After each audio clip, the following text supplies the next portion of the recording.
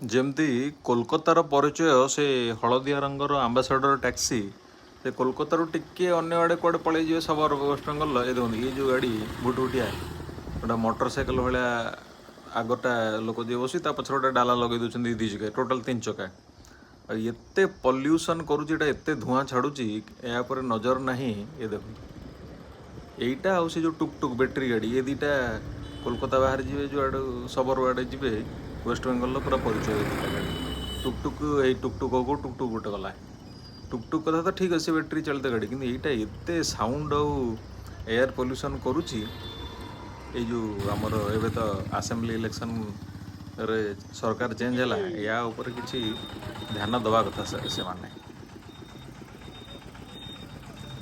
ଏ ଗାଡ଼ିର ନା ଲାଇଟ୍ ଅଛି ନା କିଛି ଅଛି। ରାତିରେ ଯଦି ଆପଣ ଗାଡ଼ିରେ ଯାଉଥିବେ ଅନ୍ଧାରରେ ଏଇଟା ଭିଜିବୁଲ୍ ବି ହେବନି କେତେବେଳେ ବାଡ଼େଇ ହେଇଯିବେ ଆପଣ ତା ଦେହରେ।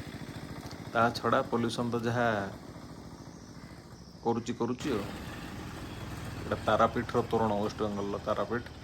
ଆଉ ଏ ଗୋଟେ ଗାଡ଼ି ଭୁଟଭୁଟି ମାଡ଼ି ଚାଲିଛି।